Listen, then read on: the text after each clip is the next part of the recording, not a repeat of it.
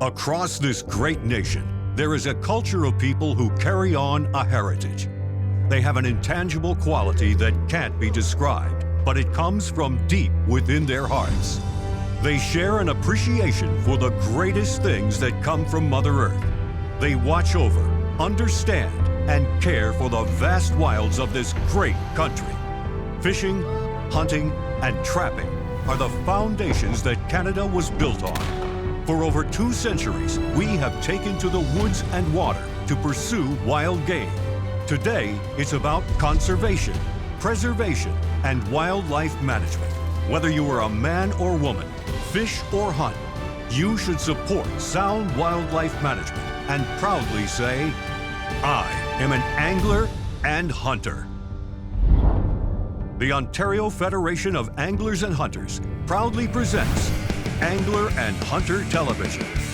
Brought to you by Canadian Tire, Nikon Sport Optics, Mercury Marine and Lund Boats, Yamaha ATVs, Browning Ammunition, Browning Firearms, Suffix Fishing Line, Rapala, Camillus Knives and Cuda Tools, Excalibur Crossbows, and Yukon Gear.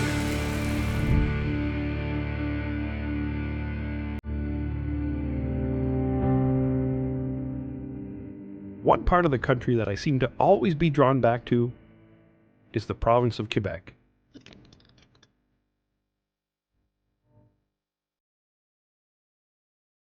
Having experienced world-class caribou hunts, Atlantic salmon, and brook trout fishing, it tends to make you want to return for more. So this past summer, we connected with the Quebec Outfitters Federation and booked a trip to what they call Quebec's Crown Jewel. Now, for those who've never been to Quebec, I have to mention that it's closer than you think. Most of their locations are a short trip across the Ontario border, from Ottawa, Mattawa, or up into Miskaming via North Bay, which is exactly why I like it so much. My hopes for this Quebec trip were to chase walleye and to hook into some giant pike. But when I found out that our destination was going to be the 5-star fly-in outfitter, St-Cyr Royal, well, it was pretty much sleepless nights leading up to this trip.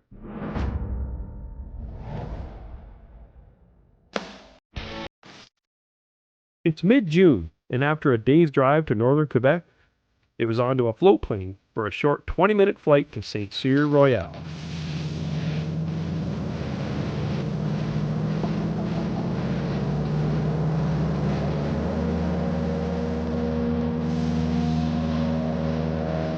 As you fly over the area's vast lakes, rivers, and wilderness, you can often spot wildlife like moose and bear. But before you have a chance to take it all in, the plane arcs and descends over a magnificent lake, and into sight comes the lodge. And oh, what a sight it is! A massive modern log lodge set back in a clearing just feet from the shoreline. This place looked way too good to be true. Upon entering the lodge, the first thing you notice is the pebble flooring and the billiards table in a common area where guests can relax. Come on, I was the guy with the shorts and the sandals the other day. You know they found those dead below the rapids. Those trees, those fish were dead. Really? Yeah. That's a big, Just gonna put 8 more. that's a big pike. There's a mandible in that thing. From there, it's upstairs, where you walk into what only can be described as the most relaxing room on earth. And as you stop to take it all in, the owner welcomes you with a wave and invites you to the bar for a special beverage exclusive to St-Cyr. After a warm reception and a meal fit for a king, it's off to get some rest. The bedrooms are on the 3rd floor of the lodge, and each has a view of the woods or the water. The lodge makes sure that there's nothing you will do without, and that includes even having your bed sheets turned down each night when you return from a day on the water.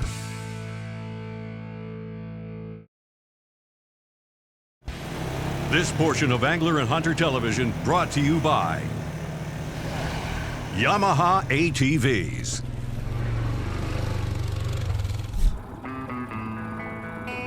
Did I mention this is a fishing lodge? Right, the fishing. So, although we were only visiting for 2 days, I wanted to get the full fishing experience and see what the lake had to offer. Our guide was more than accommodating, and on the first morning took us out for a grand tour, which had us traveling nearly 40 miles. Well, I'm not the only one that likes the spot. Look at that up there. Wow, what a giant bird. Golden eagle, and this place was named after a golden eagle. Royal is a description of a golden eagle. Look at him. Watch this big monster bird. Is this the spot? Right there? Okay. Sent me a sign. There's one. Man, this has got weight. This has got weight. But this is a good one, I think. Could be a pike. It's got to be a pike. Look at the way it's swimming. Oh, it's a big giant pike. Big giant pike on a jig. I knew I marked one down there. I gotta go back to I'm gonna have to go back to the lodge because we were gonna walleye fish this morning and I left the big lucky strike. Oh God. I left the big lucky strike at the dock. And they said to bring that big lucky strike because the chances are you're gonna catch a pike to put in it.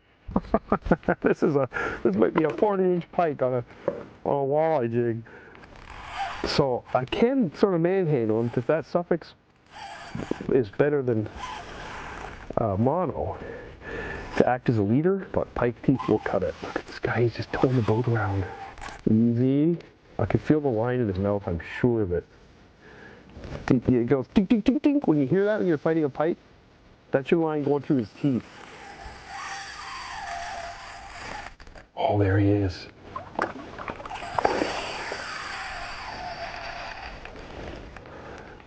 Now, the boats here at St-Cyr Royal all have a lucky strike crane with them. But that's for when you're fishing with a friend, maybe a guide. I don't have any of the above. That's why I brought that big lucky strike net. They told me you're going to catch pike over 40-inch. Bring a big net. Well, maybe I could idle back to the lodge, towing him to get the net.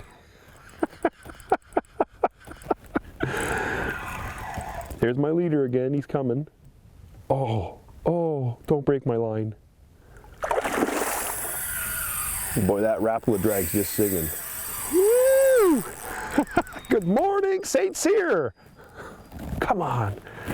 Let me get this guy in the boat. Did you see that? Did you hear that? Doink! That is my line coming through his teeth. Oh, it's out of his teeth. Hopefully it's not too shredded. I'm going to guesstimate this pike at about 35 to 36 inches. I think he's got one run left in him. I'm going to loosen my drag. When they pull up to the boat like that, they're usually faking you out. That's what I tell you.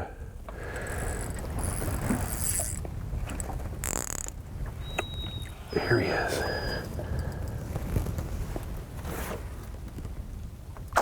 Oh, what a beast. See? They're never done, pike. Should I try and cradle him? Or should I just grab him with my hand? Turn him.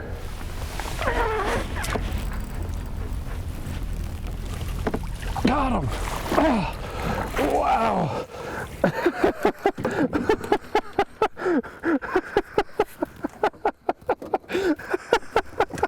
What a morning.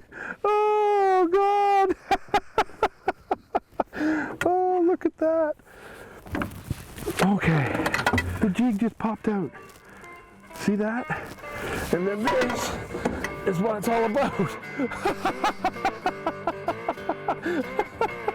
He's not the fattest, thickest pike, but what a big monster to catch walleye fishing. Woo! Now, before I let this guy go, I need a favor. I need a cool pick shot. Oh man! You can go, bud. Yeah. There he goes, into the depths. Amazing. Since 1928, the Ontario Federation of Anglers and Hunters has been a leader in conservation. For the past 25 years, Angler and Hunter Television has been bringing the OFAH conservation message to millions of viewers to conserve and protect our great outdoors. In 1992, the Ontario Federation of Anglers and Hunters, in partnership with the Ontario Ministry of Natural Resources and Forestry, established Ontario's Invading Species Awareness Program to address the increasing threats posed by invading species in Ontario. Invasive species are defined as plants, animals, and microorganisms introduced by human action outside their natural past or present distribution. OFAH objectives are to generate public education and awareness of aquatic and terrestrial invading species, and facilitate monitoring and tracking initiatives for the spread of new invaders found within Ontario. Angler and Hunter Television is proud to bring the OFAH message of conservation and passion for the outdoors to viewers around the world, sharing the traditions of hunting, fishing, and trapping. This portion of Angler and Hunter Television brought to you by Browning Ammunition. Now I keep a couple of different rods rigged up. I'll bring a couple spinner rods and I'll go with a few different colors. Nice bright colors, white, chartreuse, and then some natural colors. Because there are mullet in here, and mullet are sort of like a big kind of a sucker minnow. And they're silver and gray. So there's one. Mix up your colors. First cast in with that chartreuse. They're on there. Look at this guy jumping and going bananas. Lucky strike. Back him up. Come unpinned. Oh, I thought it was bigger than it was. Just a little skinny one. But that's all there is to these baits. I mean, you watch what I'm going to do with this. Cast it out, let it hit bottom, and you put the Merc in neutral. Now once the wind starts pushing me forward, kick it into reverse, and that'll tighten up your line. You just drag that bait across the rocks.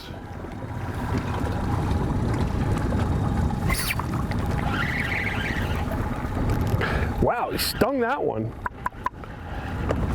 Look at the golden cheeks on these guys. Man, these are nice looking Walters. Man, they just come off. Catch me a good one right here. Watch this. To the rock, drop it, put the motor in reverse. I'm basically letting the wind push me into 4.5 feet. I'll start seeing the rocks shallow, put it in reverse, drag out to 6.5 to 8 feet. And usually once you get that bait into that 6 foot, that's when they're popping it. And you really couldn't do this if it was flat calm and no wind. And these fish probably wouldn't be here. You'd have to go out on a main lake hump or a drop off or a point. You see my rod jump there, man? That was a good one. Missed him. Couldn't put a pin in him. And these fish, walleye, when they're aggressive, they snap and hit fast. Look at this bait. So you see they pull it down and they beat it up a little bit. I'm not going to retie it yet. I'm going to see if I can get a couple more fish out of this.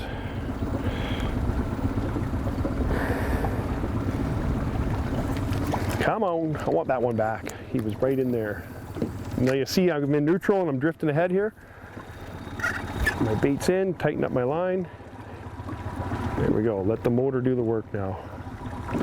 Let the Merc do the work. And it's like, look at that hummingbird. We're 6 feet of water, there's 12, 14 out here. Oftentimes when you're fishing like this, what you can do is, I have like a variety of pike baits tied on too, because big pike will cruise these shorelines, and when the walleye are on the feed like this, they'll come in. So every once in a while you can throw a big swim bait like that big 360, same color, or a top water, or any kind of a like slow moving action bait, and you can get pike to hit them. Catch him. I saw a rock, threw my lure in. Pow! He zapped it and I missed him. No! No matter, he's came back and everything. Gotcha. Pickerel. He's got a 360 search bait in his mouth and it's a good one. That's a better Walter. He knew he wanted to eat that. Big hump on his head. Gotcha. Do all your fighting in the net, that's right. Yeah, spit it out. Quebec gold. Ow. He's got sharp gill plates. He doesn't want to be on TV. But he's going to be on TV. Look at the yellow belly on him. Beautiful. So, it's not fair to use this lure. Okay, well, it's caught enough walleye. I think it's time to catch some pike. Go gator hunting. Maybe one more. Just one. The Fishing Edge is brought to you by Minn Kota and Humminbird. To get the edge over the fish, I used a Mercury 15 horsepower 4-stroke to back troll and hold over fish I marked on my Humminbird portable fish finder. A Rapala R-Type 6'6" medium light action spinning rod for the walleye was rigged with a 3.5-inch Storm 360 search bait tied to 15-pound Suffix 832 braid and a 10-pound Suffix fluorocarbon leader. For the pike, a Rapala 7'7" heavy action bait cast rod tied to 65-pound Suffix 832 braid and an 80-pound Suffix fluorocarbon leader. Cuda pliers and jaw spreaders helped get the fish unhooked, and a Lucky Strike cradle made sure the big pike made it into the boat. My second day was going to be all about hunting down a pike that would be the crown jewel of this legendary trip. We found a creek-fed back bay that we would drift and cast as scattered weeds tight to the shore. Wow, is that ever nice? Here, I hooked several decent-sized pike, and with each fish, my anticipation grew. Would I be able to hook into one of St-Cyr's monsters? Give me another one. Not 5 casts later, it happened. Here we go. Big one. I lost him. I lost sight of him in the dirt. See that wake? You couldn't see that? That's not him. Yeah, there's a big wake coming 10 feet behind the lure. The shallows came alive and a shark-like wake was trailing behind my swim bait. Didn't turn or commit to it. He's right here somewhere. I made several attempts to get it to bite, but it seems the fish disappeared. I gotta make sure I get a hook in him, no barb. With an hour or so passing, I returned to the spot where the Leviathan followed my bait. Slash his snake pit. And like clockwork, I cast to the area and began reeling the bait back to the boat. With only a few feet left in my retrieve, it happened. Oh, there he is! There he is! I told you! That's the big one, dude. Did you see him? The fish jetted out from under the boat and charged my bait as I lifted it out of the water. My heart stopped as the fish struck just short again and disappeared into the dark waters. After a deep breath and a heavy sigh to compose myself, knowing the day was coming to an end, I made one more cast to the same area, hoping that fish would set up again. And with 2 turns of the handle, Got him! Got him! it was on. I got him! I got the monster! He rolled on me earlier! I'm gonna need that big Lucky Strike. Oh my god, look at this pike. Gone! Oh!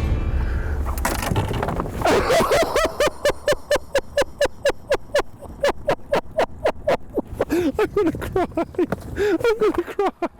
I'm gonna die. Ah! Oh my! I had. I didn't have enough drag for a fish that big. He should have been. It's operator error right there. He should have been able to pull some drag, and I didn't let him. And that's the problem with barbless, is if you give them any slack, they can drop that hook. So I had my drag tight, thinking I could handle any pike that, you know, was biting. And I had that fish earlier today follow a bait to the boat. We left and came back. I put on this rattling spoon, and I got him. He followed me to the boat once. He wasn't spooked. I threw back out and hooked him. And he went under the boat. You saw the power of that fish, and I didn't have my drag set so that he could pull line. That's my own fault, but he's gone. That was probably one of the biggest pike I would have ever caught in my life.